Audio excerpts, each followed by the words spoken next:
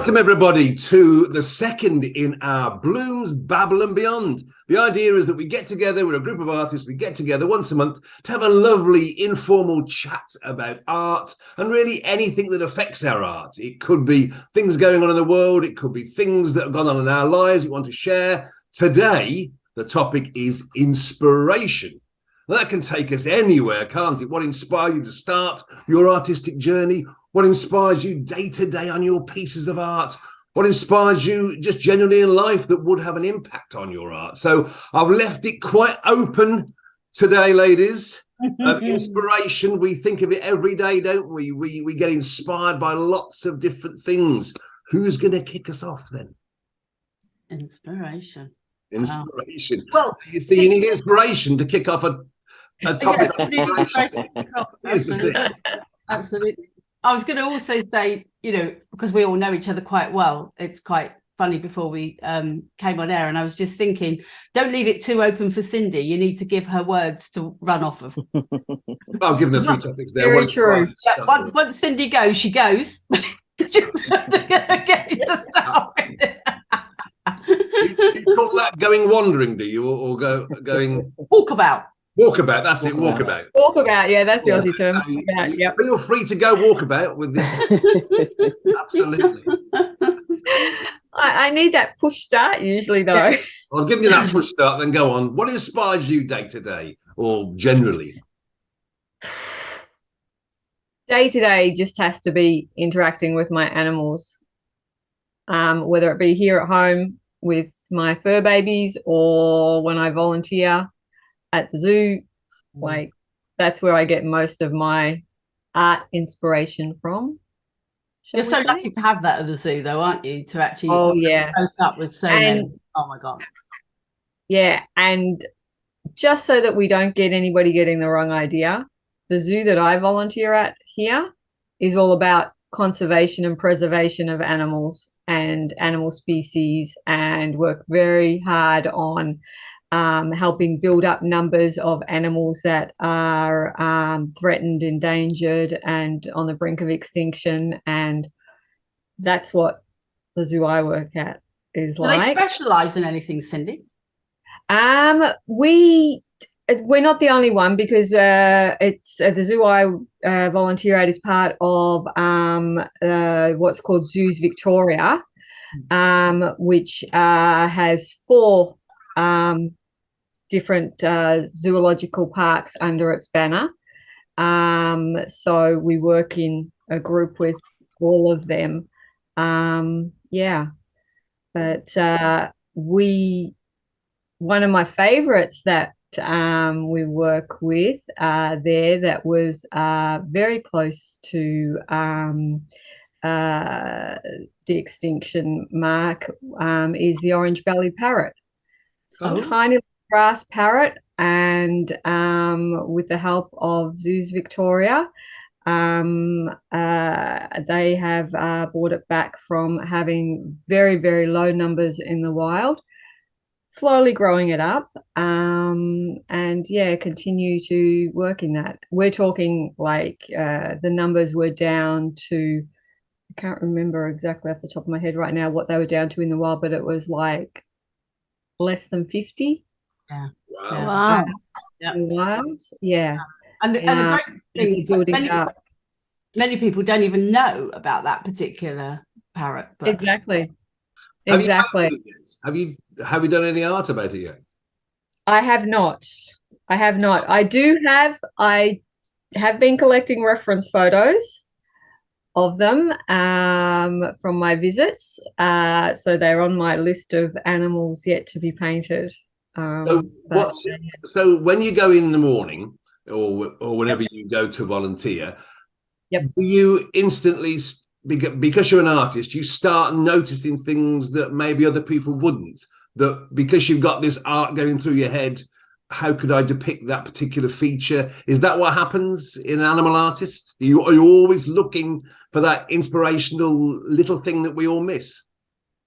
I don't know that I think about it like that at all. What I do notice is I tend to notice more their characteristics and their character and the way, because they're all such individuals. Like a lot of people just see animals and like gorillas, for example, because we have gorillas. We have 3 boys at the zoo where I go, and a lot of people see them and they just all look the same. Right. They're all 3 big male silverback gorillas, right? They all look the same to most people. But I see all their quirks and their different characteristics and all of that sort of thing, more their personality. And they're the things that I notice more, I think. Yeah. So I think that's really answered my question then. Your perception is more enhanced, isn't it? Because you're with them every day or most days. When you go in, you see them. We probably do maybe once or twice every 2 or 3 years, maybe. And as you said, we would see a group of silverback gorillas and think, oh, look, they're all very, very similar. But it must be so exciting for you every time you go in, even though you've probably been doing it for ages. Yeah, I still love it. I keep, sorry? Is that what started you off? The zoo came first or the animals came first in your art? No, animals came first. And then the zoo opportunity appeared, so I jumped at it. Couldn't be better. You got 4 envious people here. I know. Yes, for me, maybe 6, because my children, you can count them in. So 6. So do they inspire you, Elisa? Is that what inspires you a lot, your children? Oh, maybe for the curiosity, because I don't know if it's a good thing or not, but I'm quite eclectic. So I really find hard to say that I have just one source of inspiration. And if I talk about this topic in an abstract way, maybe I would say that inspiration can come from the outside, as Cindy says, and with nature, but also comes from inside.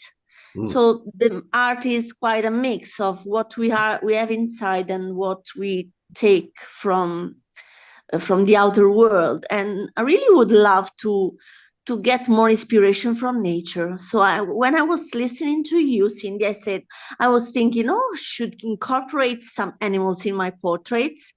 And I've started with flowers. And I don't know why they are more, near to my maybe sensitivity. But why not animals? There's a strong symbology, so they could suit in particular portraits. My inspiration comes from many things. In past collections, I used books for getting ideas, and in my series of hearings of paper, I decided, for example, to paint wonderful and important characters of novels, such as Catherine Linton in Wuthering Heights, or Anna Karenina from Tolstoy. So, but not just because they were so popular and famous, but because I really felt a similarity between me and them. So always there is a sort of manipulation of what I see and what I take, and not to mention the other people's works, because they are the first inspiration, I think, for all of us. Because when I saw a person that makes different things from me, I really tend to analyze. Yeah. Elisa, can I just take you back in a minute to when we talked about, at the start of that, you talked about the animals and how to incorporate them, because you're a figurative artist. You paint mainly women, but you're very soulful. You paint their souls, their inner being. Can you not sort of maybe find an animal that would go with a particular painting that you're doing, so that there's a duality there of, if you're painting a very sensitive, shy character of a woman, you could find an animal that has a similar shy characteristic, as almost like a silhouette in the back. I'm no artist like this, but I'm just thinking of the sort of thing, the way that you could incorporate. For sure. I remember that Frida used to paint herself with parrots or monkeys. And they were symbols, not only animals that were popular in Mexico at her age. No, it would be too simple as an interpretation of her work. So we always have to seek for something deeper. And in this case, yes, see if the coupling would be amazing. Yeah, why not? Yeah, I was thinking maybe you got a very strong character of a woman that you're doing, and then the silhouette of it, almost a shadow, is a tiger behind. Yeah, why not? Wonderful. I want commission on this, of course, when you do. Would be great for Steph. Would be great for Steph. Oh yeah. Talking about Steph, I mean, I know what inspires you. It's me, isn't it? Yeah, very funny. It's interesting, isn't it? Because like Cindy and I are both animals, you know, that's how, but I don't unfortunately work in zoos and things, which would be lovely. But I would challenge that. Yeah. We live in a zoo, yeah, we do. A two-man zoo here. Yeah. But Elisa saying about, you know, we're inspired by others. And I was just thinking about that this morning and how absolutely, and sometimes I'm inspired by what one of the other Bloomz artists has done. And it's like my sea turtle, it was Cindy's sea turtle, which kicked me off with the colours and everything.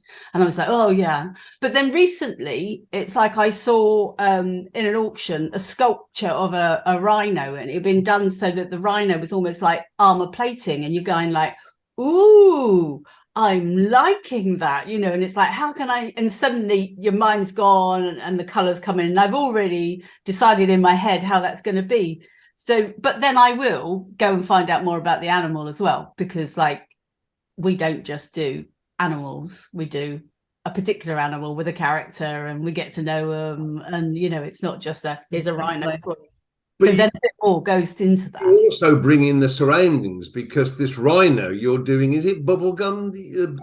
Oh no, well, I'm obsessed with that colour at the moment. Bubblegum, it's bubblegum colour. It's a wonderful colour. This colour, I'm just obsessed with this colour at the moment. Beautiful. But what I found is if I put it over another colour, it gets that kind of verdigris effect. So I've got this kind of rusty colour, and I put it over the top, and you get this verdigris, and I'm like, oh, what can I do with that? And then, you know, and the armour plating around a rhino, before you know it, I'm off, you know, and that's when you suddenly get excited. You think, I'm excited to do that. And I'll probably end up doing that one start to finish really quickly. And other ones, which I've had on the go for ages and haven't finished, is because I was inspired to start with, and then it waned, and something else hasn't quite kicked in yet to get me to go back to it. I will do, but you know, it's just your inspiration changes, doesn't it? 1 minute you're like, really into this, and then onto something else now. Yeah. Julie, you've just moved down to Cornwall, haven't you? Yes. So you've got different elements of inspiration around you that where you had before. 100%. Yes. Yeah. No, for sure. It must be great to have all that wealth of new nature area. It's like coming back home, though. It's just like it's so deep rooted, and you know, it's definitely a coming back home thing. But actually, I was just reflecting while you were talking about animals there, and you know, I love animals, but I find that I can't get as inspired as Cindy and Stephanie, as an example. I was just thinking through why that is, but because I think what it is, because we grew up on a farm here, you could not get attached. No. And I think that's followed through. So, you know, when you did get attached to something, it was, you know, upsetting. Yeah, to say the least. And, you know, so you just, it's interesting. So I was just reflecting. So I love animals, and I think they're fascinating. But I think I have done that sort of arm's length with animals. But I love that idea of putting them in with your work there, and, you know, particularly animals so I do portraiture as well, but, you know, bringing animals into that. And so again, even just that one conversation has just kind of, that's it. My head's gone off on a... Oh, now that could be something good to do. I've never considered doing that before. What's good is when you do get a group of artists together, and you alluded to that, Steph, when you say you got inspired by Cindy's sea turtle. It's lovely, and that's the specific thing about the Bloomz that I think that's really become apparent to me, and I sort of joined as an associate member later on, was how you bounce off each other. How inspiration and ideas come, and it's not copying, it's just you're in the unique situation where you've got these other artists all brilliant in their own art, but also giving you the inspiration to and always different skills. because we've all had different lives leading up to this, and it's like when one of us goes, oh, I wish I could do that, someone else will go, you can, you know, try this, do this, You get do it that. this way. You can do this, yeah.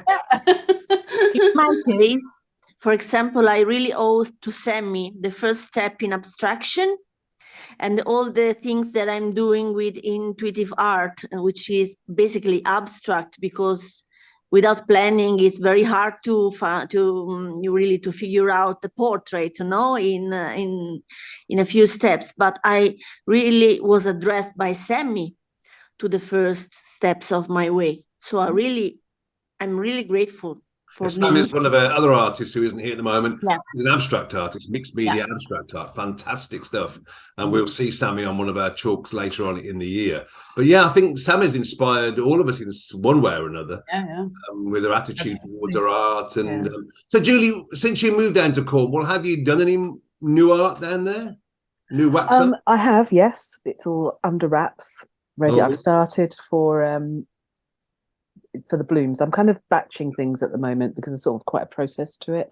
So, the fun, magical part is further on down there towards the end. I haven't shared very much, keeping it very much under wraps at the moment. And I have been, sorry, go on. Has that new batch of art been inspired by your move? Has any of it been particular? Yeah, totally. So I'm using local scenes in it. But one of the other things, so I mean, I've sort of spoken quite a bit about moving to Cornwall and what an inspiration, and I'm doing photography as well at the moment, which is great. It's an absolute wealth of beautiful spots around here. They're just stunning. So I've got a separate sort of photography page going on as well, which I'm running in conjunction with my Encaustic artwork. But what I have been exploring, which I've been finding really inspiring, is just like the healing aspect and like the healing journey with art that people get, but also fear around art as well. So fear in terms of making art, sharing your art, even from the buyer's perspective, buying art as well. And I've been digging into that recently, and I'm finding it really fascinating just how all these sort of triggers in people's minds, and then also particularly the healing side, just that actual process of you physically creating art. It changed my life completely when I first started. I was absolutely frazzled. I was just going down a one-way route to downhillness. Yeah. So, that was my experience. But then as you share that with more and more people, and then you share stories and you swap and exchange, I've been doing this for 10, 12 years now. And I'm just finding more and more that there are so many, well, as we've just shown around, there's 5 of us here, and me.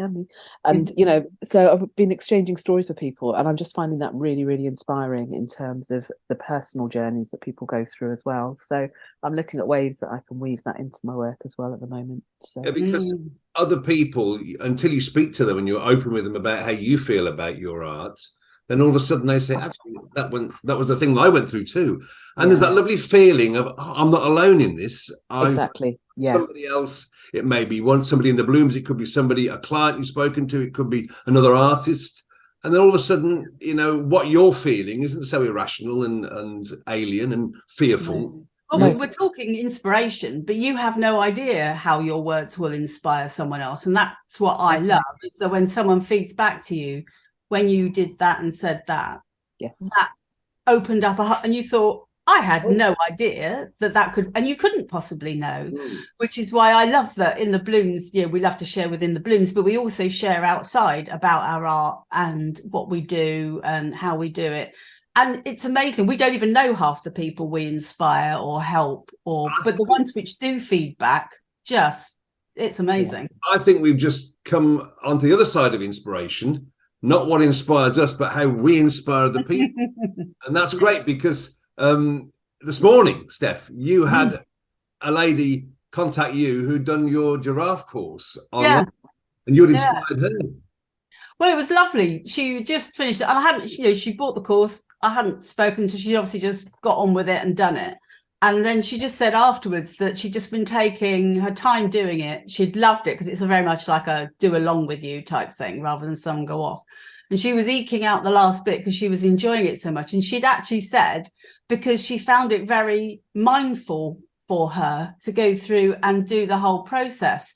And you sort of think, when I was creating the course, I didn't think that at all. I thought I'm helping someone create a giraffe, but actually you're doing so many other things. And this person actually said they couldn't actually afford to go to an in-person course because most of the time you have to travel, stay the weekend, stay in a hotel, and it just wasn't within her remit. But so this number one was affordable, but it was just the fact that it gave her this ability to craft along with me and create obviously creating something lovely at the end of it, but it was the process and how she had actually enjoyed that and was saying, please do another one. And that just, you go, wow, if ever you thought, I don't know whether I should do another one of those, that just gives you I must keep going, and it's delightful, absolutely delightful, it means everything. It's important, I think, to remember sometimes that our art is inspiring people, and we don't often get the feedback. Because if you sell a piece of art at a show or online, sometimes the customer will feed back to you and say that's wonderful. Other times you won't have any idea. But the fact they bought it, they must have been inspired to buy it for some reason. And this is why when I'm at a show, I like to talk to a customer when they're going to buy a piece and try and find out why they're going to buy it, what has inspired them to buy my piece of art, because I know what inspired me to make it. One of my lamps, it could have been sometimes I suppose there's two sides to my art. One is I do commission work for people. They bring me an idea. Do you do commissions? You've never mentioned it before. I never mentioned that. I do commissions. People send me a photograph of, maybe it's a famous artist, a famous musical artist, or a sports person, or it could be a family member, and nearly always for an important anniversary or birthday.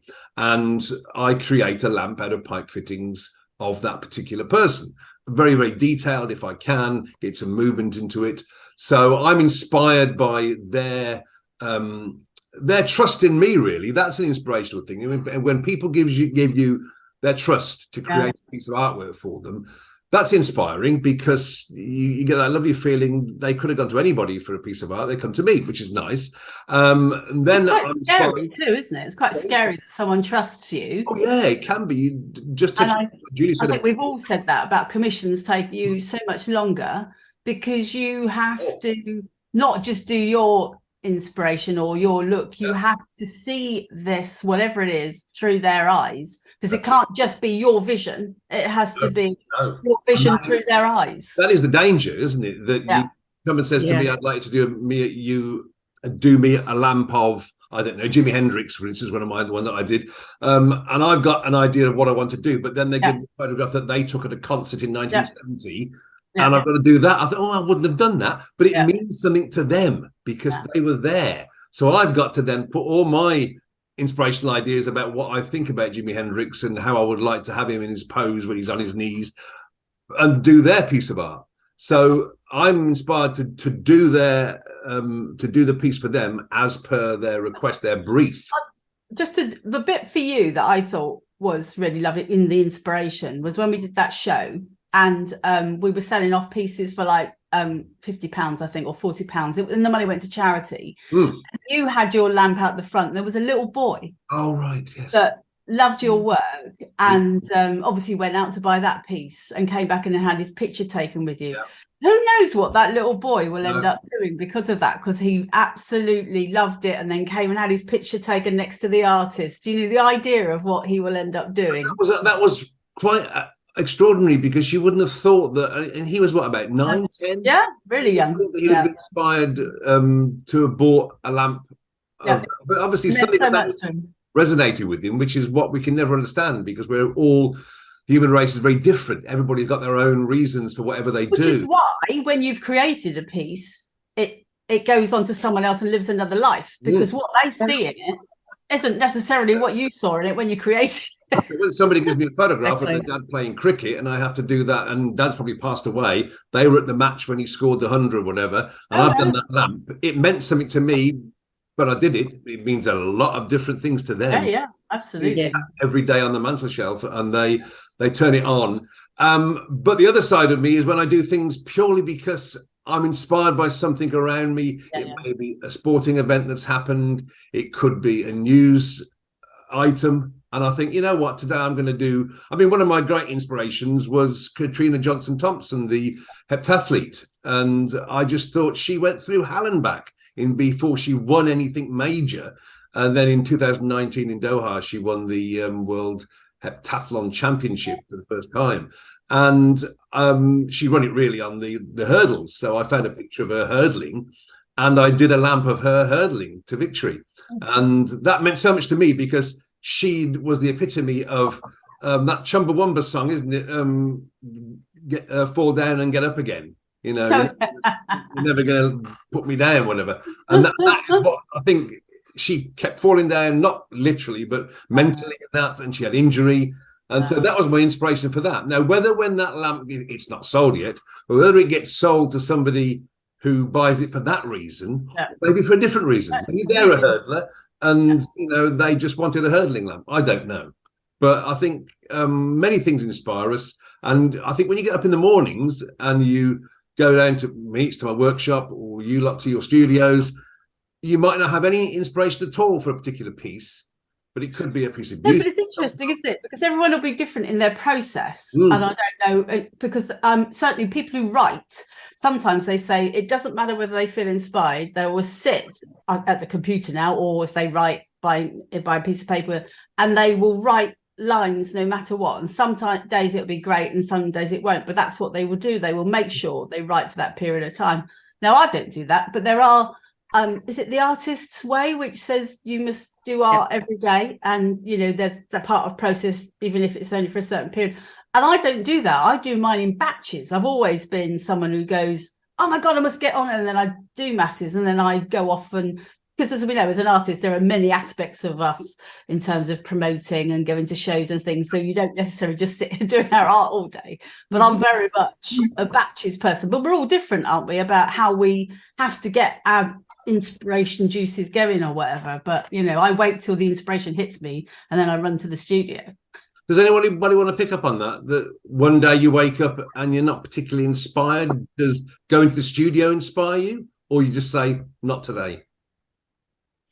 You can do many other things instead of making art. You can read about or watch a movie or take a walk, and you get inspiration in another way. And then when you get back, that's it. The spark's there. Yeah. Julie, Cindy, anything?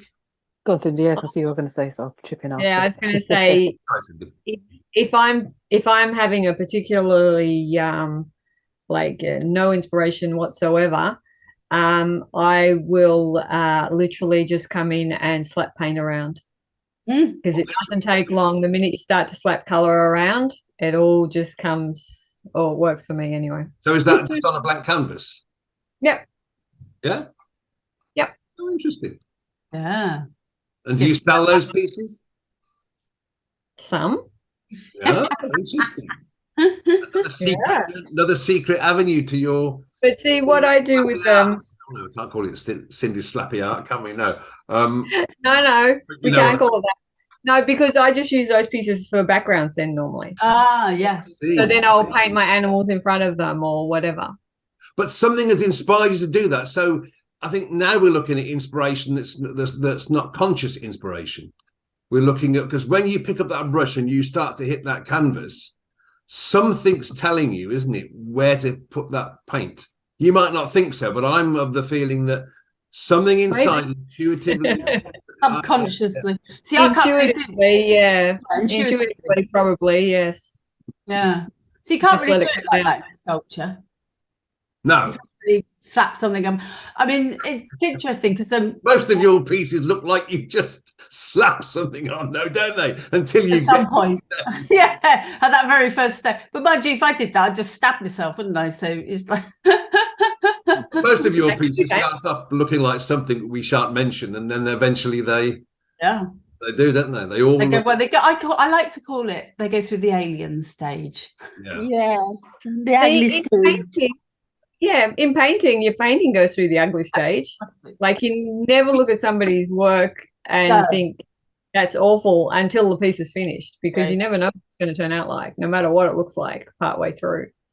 I have started, I mean, in painting where you lay your paint down, and as I say, it's an expression I've heard from you guys so much about, you know, just laying paint down and layers and everything. And of course, I've never really used that, but just recently, because I was saying about laying colour down and then a colour on top and what comes through, I have just started playing around with that. And you sort of think, oh yeah, okay. And and when I was giving some instruction to someone, I was doing because I sometimes say we're painting with wool when I'm doing one, and you sort of saying, and actually you are laying the paint down, and I'm thinking, oh, see, the terms are now. Yeah, they cross over. Yeah. What happened with you, Julie, with your wax? Do you layer it up, don't you? You put layers. But do you always know where you're going with each piece that you do? No, very often I don't. And I'll also, much like Cindy does, you know, use there's never any waste with wax, which I love. So I'll always take whatever. So if I've been doing a painting and I've finished it, I'll use that wax as an underbase paint, you know, for the next painting. Yeah. It's not and I was like, yeah, that's right. And then as I make this next mark or step, that kind of leads me on. And very often I haven't got a clue where it's going. Sometimes I do. It depends what I'm painting. But sometimes it's a very intuitive, and then you're just led to a colour and you sit and look at it. You're like, oh God, I don't know what I'm going to do. And you look around and then suddenly you're like, that's what, and you can see it on, you know, and you just you're then drawn to the next. I think it's very interesting when you're talking to other artists to find out about this, because as Steph just alluded to, she can't do that. I can't do it with my lamp fittings. I have to know. I can't just stick it together and look like something weird. But I suppose it'd be a fun exercise to try. Yes, it is. And I'll try it. Abstract lamps. Yeah, but then it's like Sammy, who's not here, who's our abstract artist. It's interesting, isn't it, that Elisa was saying she's found abstract art quite useful in the non-planning, but actually Sammy plans everything. Amazing. She writes a story about the piece. Amazing. She even does a first, what she calls sketch. In my mind, it's a painting. You'd happily buy a painting, yes. And then she does because most of her pieces are, you know, huge.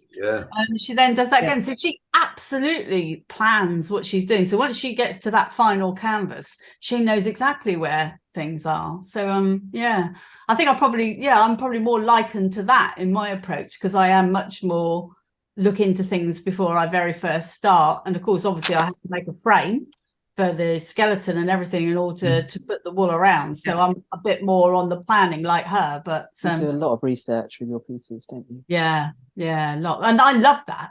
I mean, it's funny, isn't it? At school, I wasn't very studious at all. And if you told me I had to go and research something, I'd probably like roll my eyes and, you know, but now I love it. You love researching stuff, don't you? Yeah. Oh, I love it. Yeah. Elisa, we were just saying about starting off making marks on your canvas. Is that how you approach it? Do you have an exact idea of what you're going to start off with for a background, let's say, or does it just come? In the past, the mistake that I made is that I tended to go straight to the figure and forgetting the background. And so it may result, not necessarily in a sort of separation of the subject and the background, which can be like, you know, quite weird. And so now always to unlock and get the flow, as Cindy says, I always start abstract. So I just put some color on the canvas in order to, you know, to break the fear of the blank canvas, and then you just build on it, and then in the end you try to give, you know, quite the final touch of uniqueness and the sensation of on overall balance, I think, that comes from working on this and again. And what I would love to tell people that are watching us in this moment is that there is a little book which is very, very short, and its name is Still Like an Artist. This is by Austin Kleon. And you're welcome to take a look at this. But the message is that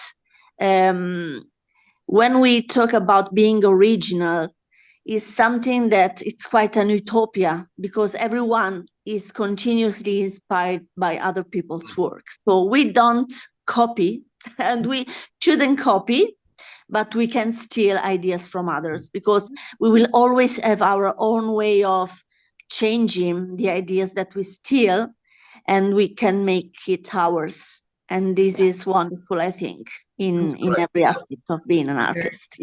I shall try and remember to put that title of that book in the comments on YouTube, so that people can link to it and find. It's a small one. Yeah. I think so. I think what this has shown us is that our inspiration comes from, as we knew, from so many different areas, and we inspire other people with our art. And I think that's important to be true to ourselves when we say that this inspires us, but we're not just closing ourselves off. We will take in inspiration from anywhere possible. And sometimes we all get inspired by the most odd things that happened. And when we start a piece, whether it's by Lamps, Steph's Fibre, Julie's Wax, Elisa's Figurative, or Cinder's Animals, there must be, and I'm sure you'll be, that moment when you know that you've got it right. You're on the right track. You know, you've made those marks on the background there. I start to screw my pipes together. And then I always get that moment. I think, yes, this is it. I know I'm going to take this all to bits, because I know this is on there may be a long journey ahead of us to get it right. But I feel, and then that's what I look forward to when I start a piece of art, is that moment when there's always the fear when we start as to starting off. But then once that inspiration comes to you and you get that time when you say, that's it. It's funny, I don't know, but I don't get that moment whilst you were always going to be the odd one out, right? Obviously. Always. I mean, good God, give me a rule and I'll break it. But no. But no, not while I'm creating it, because I'm too close. I'm too close to it. Yeah, I'm too close to it.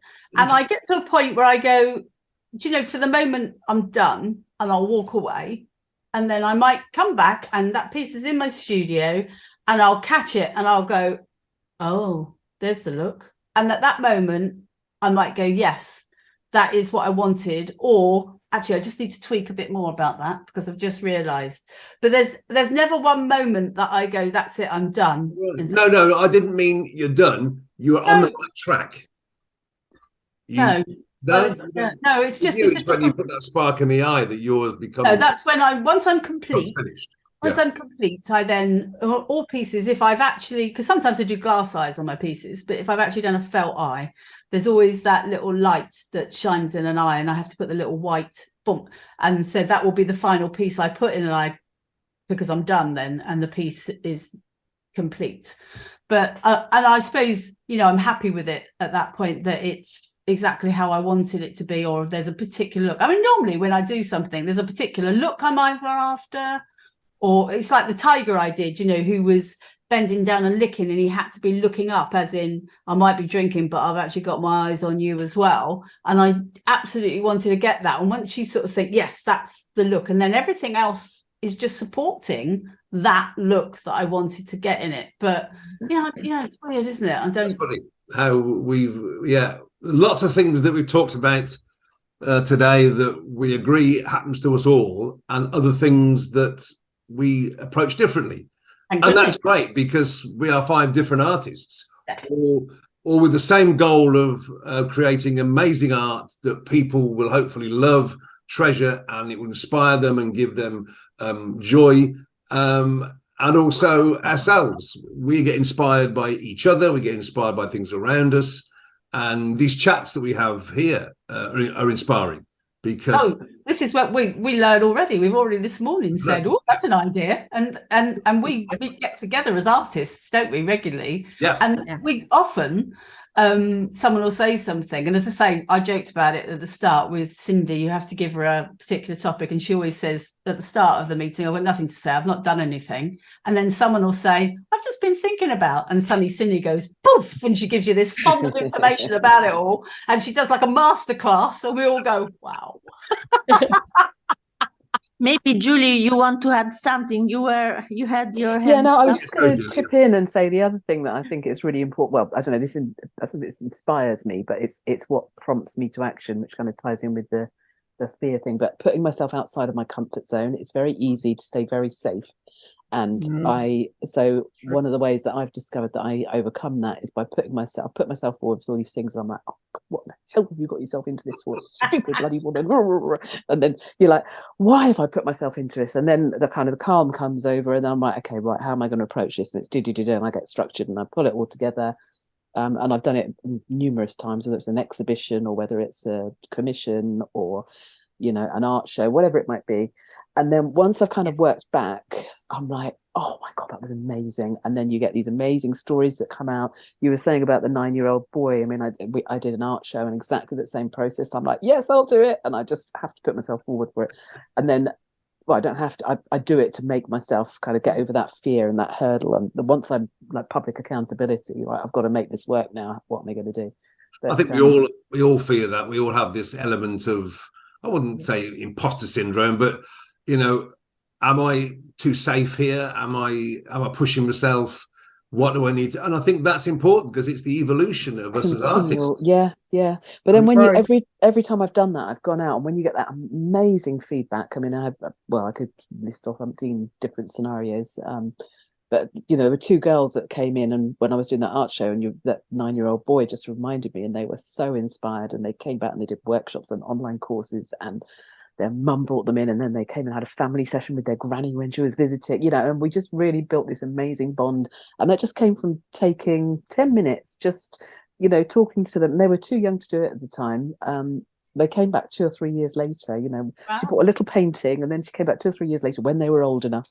And it was, you know, but just that, and that inspires me. That just, those stories, when you get that feedback, and from that, then I feed off, and I kind of, you go to the next level, and then, right, okay, what's my next comfort zone I can bust? I also think those opportunities present themselves when there's something that you can add to that scenario. You know, I don't think that situation would have come up if I couldn't have, you know, it's not about me, look at me, aren't I brilliant? It's about, okay, right, how am I going to do this? So that's the way I look at it. Yeah, I think it's good to do, because it is very easy to stay safe, and, you know, tuck your way in your studio and not. You know, I mean, it's like the story with me, which was I never would go on video or have my photo taken until we went into lockdown, and then I ended up getting that opportunity to do a craft TV thing, and that was only because Joe of the Crafty Kit Company is in Scotland and couldn't travel down. Now I was terrified, and like you say, out of your comfort zone, Julie. And Steve, who's done lots of TV work, he's giving this, but you still got to go and do it yourself, haven't you? You're standing there thinking, oh my God. And then 18 months later, I got a note from somebody who basically, she's not completely blind, but she, I forget what it is, when you're just very blurry, you can see, but only, anyway, she watched it and took up needle felting, and it's given her a whole lease of life in craft that she never thought. And she said, because she saw me. Now, if I hadn't, as you say, thought, right, I can do this, I'm going to take myself out of my comfort zone, I'm going to get myself there and do that, she wouldn't have had that inspiration. And, you know, you don't hear about the others, but that you just go, that's why we do things which take us out of our comfort If you just help one person, then that's all I needed. A positive thing. So that's a great inspirational story to finish, I think, because, you know, and who knows where she's going to take her needle felting. Oh, lovely. Yeah, absolutely. I think we've all inspired people that we don't know we've inspired. Some we do, some we don't. But we will continue to inspire people with our art, hopefully. We will continue to love what we do. We will continue to share what we do with you all once a month here on the Bloomz, Babble and Beyond.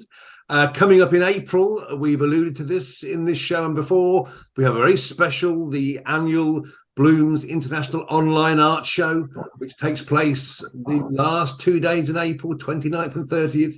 You'll see all the information coming up in all the social media feeds over the next few weeks. We'll be building up to the most amazing online art show that you can visit all our artists here and the others live in their studios all around the world from the comfort of your chair with a glass of wine or a cup of coffee. You can visit the artists, talk to them live, see their art, their original art live, find out more about what inspires them, their aspirations, their techniques, and you wouldn't get that chance anywhere else except here on the Bloomz.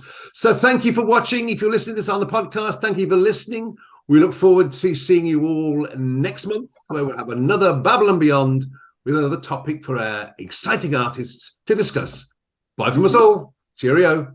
Bye.